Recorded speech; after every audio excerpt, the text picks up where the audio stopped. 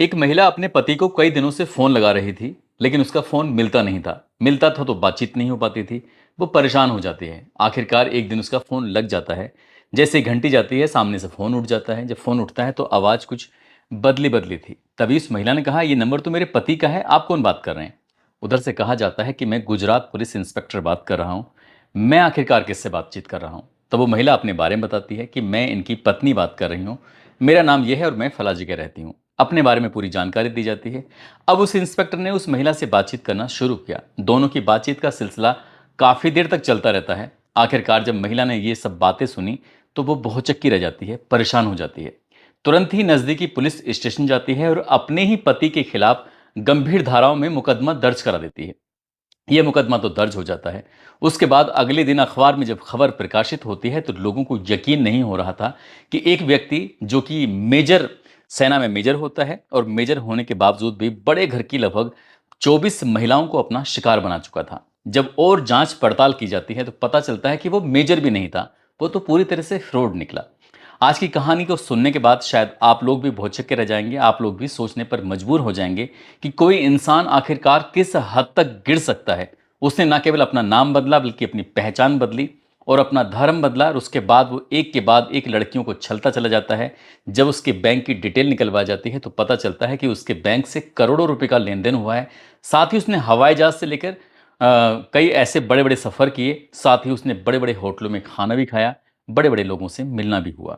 आज की इस कहानी को सुनने के बाद शायद आप लोगों का भी भरोसा उठ जाएगा कि किसी से बातचीत करने से पहले कई बार सोचना चाहिए कि हम सही इंसान से बात कर रहे हैं या गलत इंसान से बात कर रहे हैं। आदाब, नमस्कार, सत श्री अकाल। मैं उस्मान सैफी। आज की जो सच्ची घटना मैं आपको सुनाने जा रहा हूँ, ये सच्ची घटना शुरू होती है गुजरात प्रदेश के अहमदाबाद रेलवे स्टेशन से। बात कर रहा हूँ 31 अगस्त 2024 की।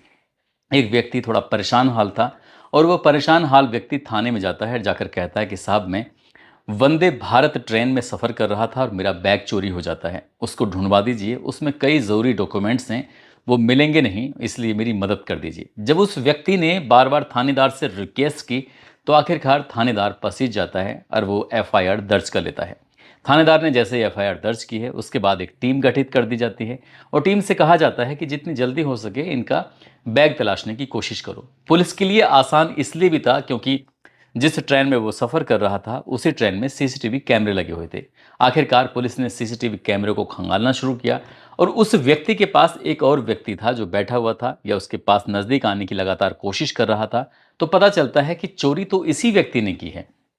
अब बाकी और भी कैमरे खंगाले जाते हैं। ये पता करने की कोशिश की जाती है कि क्या इस व्यक्ति का भी इसी ट्रेन के अंदर रिजर्वेशन था या फिर बिना रिजर्वेशन के ही ये सफ़र कर रहा था। पुलिस को सफलता मिल जाती है और पता चलता है कि पीछे की जो दो चार बोगियां थी उसी में ही उसका अपनी सीट भी बुक थी, उसका अपना रिजर्वेशन था। और जब जानकारी जुटाने में पता चलता है कि अहमदाबाद में ही किसी लड़की को देखने के लिए आया था, अपनी शादी की बात करने के लिए आया था। खैर, ये पुलिस की आगे जांच के विषय में आता है। अब पुलिस ने इस व्यक्ति के बारे में जो जांच पड़ताल करना शुरू किया है, तो जिस आधार कार्ड से इसने अपने रिजर्वेशन कराया था उस आधार कार्ड में तो इसका नंबर मिल जाता है, इसका पता मिल जाता है। पुलिस ने अब इस व्यक्ति की तलाश करना शुरू कर देती है। इसका नंबर सर्विलांस पे लगा दिया जाता है। सर्विलांस पे लगाने के बाद ताकि ये व्यक्ति पकड़ा जा सके। आखिरकार इसकी जो फ़ोन की लोकेशन थी वो दिल्ली में पाई जाती है और पुलिस हो जाती है सक्रिय। गुजरात पुलिस से टीम जाती है और सीधे दिल्ली पहुंच जाती है। दिल्ली में ये एक जगह बड़े इत्मीनान से बैठकर शराब पी रहा था। जब शराब पी रहा था तभी इस व्यक्ति के पास जब जाकर इससे बातचीत करते हैं और इंस्पेक्टर साहब ने जैसे इसका हाथ पकड़ा, इससे कहा, हर्षित चौधरी तुम कैसे हो? राजस्थान के भरतपुर का रहने वाला हर्षित चौधरी जैसे उसका हाथ पकड़ा जाता है और उसकी डिटेल, जो टिकट जिस आधार कार्ड से किया था उस आधार कार्ड से उसकी डिटेल पूरी मिल ही जाती है। अब आखिरकार जैसे उसका हाथ पकड़ा जाता है तो वो हाथ झटक देता है। जैसे हाथ झटकता है इंस्पेक्टर देखते रह जाते हैं। कई पुलिस वाले भी होते हैं, पुलिस वालों से वो घबराता नहीं है।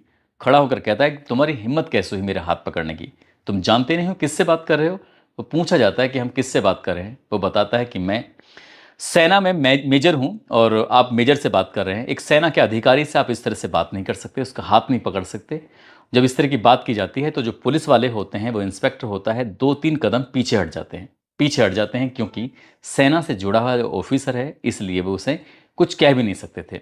इसके बारे में पता चल ही जाता है कि हर्षित चौधरी इसका नाम है, भरतपुर राजस्थान का वो रहने वाला होता है। अब पुलिस वालों को लगा कि क्यों ना थोड़ी-सी और वेरिफ़िकेशन कर ली जाए, जाँच कर ली जाए, कहीं ऐसा ना हो कि ये जो बोल रहा है कहीं इसकी बात में सच्चाई है या नहीं है। पुलिस ने आखिरकार अपने सूत्रों से पता करने की कोशिश की। जब उससे पूछा जाता है कि तुम्हारी साहब पोस्टिंग कहाँ पर है? तो साहब अपनी पोस्टिंग बताते हैं, अपनी तैनाती बताते हैं। इसके हिसाब से फिर पुलिस ने थोड़ी देर बहुत थोड़ा-सा टाइम लिया और वेरिफिकेशन जब किया तो पता चलता है कि इस नाम का यानी कि हर्षित चौधरी नाम का कोई व्यक्ति मेजर है ही नहीं जहां पर इसने बताया था। अब इस हिसाब से पुलिस की सांस में सांस आती है। पुलिस फिर से इसको पकड़ लेती है।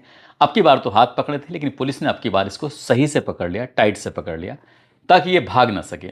बाकी जो लोकल की पुलिस ने मदद की थी, उसके बाद फिर इस व्यक्ति को लेकर सीधा अहमदाबाद पहुंच जाते हैं। अहमदाबाद के थाने में जाने के बाद इससे पूछताछ करते हैं। इसके पास जो फिलहाल डॉक्यूमेंट्स पाए जाते हैं, तो उन डॉक्यूमेंट्स में इसके पास आधार कार्ड, पैन कार्ड, साथ ही एक मेजर यानी कि सेना में इस मेजर होने का एक सबूत भी दिया था, आई कार्ड था, जो इसने इसकी जेब में रखा हुआ था। जैसे उसे देखते हैं तो उसे लगता है कि जब इस नाम का कोई मेजर है ही नहीं तो इसके पास कार्ड कहाँ से आता है। पुलिस अभी पूछताछ ही कर रही थी कि पूछताछ के दौरान एक फ़ोन आता है। फ़ोन आने के बाद एक महिला बातचीत कर रही थी। महिला ने कहा कि मैं अलीगढ़ के बन्ना देवी एक थाना लगता है, मैं वहाँ की रहने वाली हूँ और यहाँ लोहिया नगर में रहती हूँ। मैं अपने पति से बातचीत करना चाह रही थी। कई महीनों से ये घर पे नहीं आए हैं और मेरी मैंने कोशिश की, लेकिन बातचीत भी नहीं हो पा रही थी। तभी पुलिस वाले ने कुछ जानकारी जुटाने की कोशिश की। तुम कहाँ से हो, क्या नाम है तुम्हारा? नाम बताती है। वो कहती है कि मैं झारखंड की रहने वाली हूँ। चायवासा वहाँ पे एक ज़िला लगता है, वहीं पर वो रहती थी। और मेजर साहब से यानी कि हर्षित चौधरी से जो बातचीत हुई थी, वो बातचीत हमारी मैट्रिमोनियल साइट पर हुई थी। उसी से फिर शादी होती है और मार्च 2023 में ये शादी कर लेते हैं। वहीं रहते हैं, क्योंकि ये नौकरी पर रहते हैं, इसलिए कम इनका आना जाना होता है। जब इस तरह की बातें इंस्पेक्टर ने सुनी तो इंस्पेक्टर को हंसी भी आने लगती है, क्योंकि इंस्पेक्टर साहब को कुछ ऐसे कागज मिले थे जिन कागजों को लेकर इंस्पेक्टर साहब खुद हैरत में थे। दरअसल इस व्यक्ति का असली नाम हर्षित चौधरी था ही नहीं। इस व्यक्ति का असली नाम होता है शहबाज, और शहबाज रहने वाला होता है उत्तर प्रदेश का, अलीगढ़ का।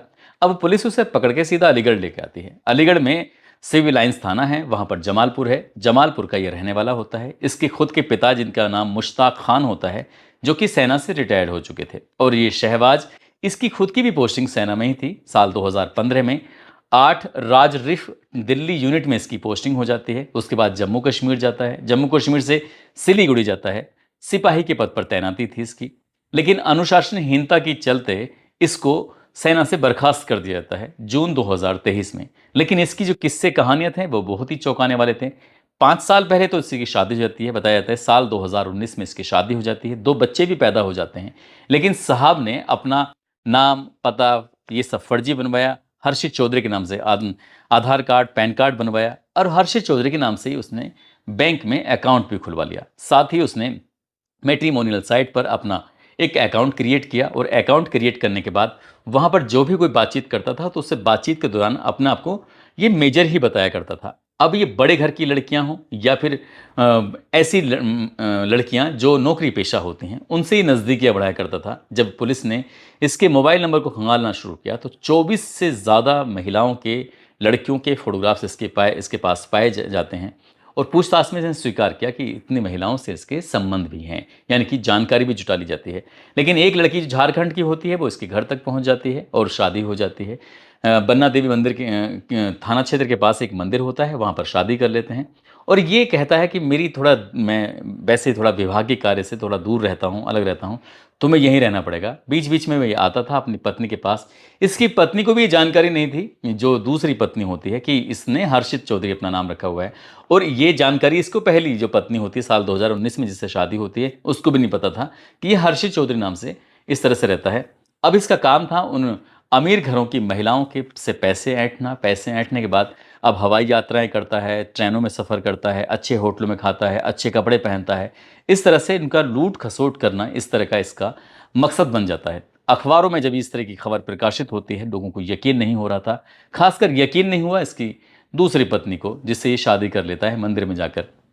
उस महिला ने जाकर थाने में सीधे सीधे आरोप लगाया कि इस व्यक्ति के बारे में मुझे जानकारी ही नहीं थी कि ये शहबाज है। इसने मुझसे हर्षित बन के बात की थी, मैट्रिमोनियल साइट पर ये मुलाकात की थी, हम दोनों की शादी हो जाती है। लेकिन जब शादी के बाद इसके व्यवहार में मेरे प्रति परिवर्तन हो जाता है और ये जब शारीरिक संबंध बनाया करता था तो ज़बरदस्ती किया करता था, एक तरह से कह सकते हैं बलात्कार किया करता था, अप्राकृतिक यौन संबंध बनाया करता था और धर्म को भी गाली दिया करता था। जब इस तरह की बातें जब उसने थाने में जाकर एफआईआर दर्ज कराई है, मीडिया वालों ने इस मामले में जब रिपोर्टिंग करना शुरू किया है, तो पता चलता है कि इस व्यक्ति ने मुस्लिम होने के बावजूद अपना नाम गलत रखने के साथ साथ इसने 24 से ज़्यादा सभी एक ही धर्म की महिलाएं बताई जाती हैं, 24 की 24, उसमें शायद कोई मुस्लिम महिला नहीं थी। मुस्लिम महिला से उसने सिर्फ शादी वादी की है। पुलिस आखिरकार इस मामले में अभी जांच पड़ताल में जुटी है कि आखिरकार इसके अभी कितने पत्ते खुलने बाकी हैं और कितना इसने गलत गलत काम किया है। अपना हर्षित नाम से इसने अकाउंट खुलवाया होता, बताया जाता है पीएनबी में, यानी कि पंजाब नेशनल बैंक में। उसमें बड़े मोटे पैसों का लेन देन भी हुआ है। आखिरकार इतना मोटा पैसा इसके पास आया कहाँ से? पुलिस विभाग इस मामले की भी जांच पड़ताल में जुटा हुआ है। अभी इसके बारे में अभी कई तरह के पत्ते खुलने बाकी हैं। पुलिस ने इसे गिरफ्तार किया, पूछताछ की, फिर उसके बाद जो भी पूछताछ होनी होगी। लेकिन फिलहाल ये अहमदाबाद की जेल में बंद है और इसके कारनामे जब सोशल मीडिया पर और अखबारों में वायरल होते हैं तो लोगों को यकीन नहीं हो रहा था कि एक इंसान आखिरकार ये सब इतना ढोंग किस लिए क्यों कर रहा था, जबकि वो शादीशुदा होता है, 2 बच्चों का बाप भी होता है। दोस्तों, इस पूरे घटनाक्रम को सुनाने का उद्देश्य किसी को परेशान करना नहीं है, किसी का दिल दुखाना नहीं है, बल्कि आपको जागरूक करना है, आपको सचेत करना है और आपको बताना है कि हर चमकती चीज़ सोना नहीं होती है। इसी तरह से मैट्रिमोनियल साइट पर या अलग अलग शादियों की जो वेबसाइट बनी हुई हैं, वहाँ पर शादी करने के लिए जो लोग अपनी प्रोफाइल बनाते हैं तो चमकती हुई प्रोफाइल बनाते हैं ताकि किसी पर भी एकदम से अचानक से इम्प्रेशन पड़ जाए और ख़ासकर लड़कियां या महिलाएं एकदम से देखते ही अट्रैक्ट हो जाती हैं और उसके बारे में वेरिफिकेशन करने की भी कोशिश नहीं करती हैं कि आखिरकार हमारी बात किस शख्स से हो रही है, क्या वो सही भी है या गलत है कौन नहीं है। कम से कम उसके घर जाकर उसके परिवार के बाकी लोगों से मिलने की कोशिश की जाए और भी कुछ नहीं तो आसपास के लोगों से बातचीत करने की कोशिश की जाए। कहीं ऐसा ना हो कि जिस तरह से शहबाज ने हर्षित चौधरी बनकर 24 से ज़्यादा महिलाओं को ठगा है, कहीं आपके साथ ऐसी कोई वारदात ना हो जाए। इसलिए आपको सचेत रहने की और सतर्क रहने की ज़रूरत है। जाते जाते अमरोहा के रहने वाले विशेष यादव हैं, सिद्धार्थनगर उत्तर प्रदेश के रहने वाले अमीरुल्लाह हैं और हैदराबाद में रहते हैं, लेकिन वो रहने वाले हैं मध्य प्रदेश के। इनके बच्चे का नाम काजू है, आज उनका भी जन्मदिन है। इनको जन्मदिन की ढेरों सारी शुभकामनाएं, बहुत बहुत मुबारकबाद। साथ ही कुछ लोगों ने नाम लेने की अपील की है, जिसमें बुलंदशहर रघुनाथपुर गांव के रहने वाली हैं गोल्डी राणा, सृष्टि राणा, सोनिका राणा। दरअसल ये वो बहनें हैं जिनके भाई ने अभी हाल ही में आईएएस का यूपीएससी का एग्ज़ाम क्लियर करने के बाद आईएएस ऑफिसर वो बनते हैं। फिलहाल उनकी ट्रेनिंग चल रही है। उन्होंने अपील की थी कि भाई मैं हमारा नाम भी लेना, तो मैंने अपनी बहनों को नाम भी ले दिया है। अलीगढ़ के रहने वाले हैं नरेश सागर हैं और नसरीन बानो। साथ ही छर्रा अलीगढ़ के रहने वाले हैं अर्जुन बघेल, राजस्थान के अशोक कुमार, फरीदाबाद हरियाणा के पवन चौधरी हैं, करनाल हरियाणा के विक्रम प्रजापति, सूफियान हैं, लाहौर पाकिस्तान के रहने वाले राव मोहम्मद यासीन, देवरिया के रहने वाले पिंटू यादव, असम से सुल्तान खान हैं, नेपाल से जी विश्नोई, ओम प्रकाश विश्नोई, राजस्थान से दिनेश कुमार, पूना से तस्लीम टेलर हैं, मलेशिया से अनमोल खान, बिहार से नाजरीन परवीन। इन लोगों ने नाम लेने की अपील की थी। आप सब लोग अपना ख्याल रखें, सुरक्षित रहें। जय हिंद, जय भारत।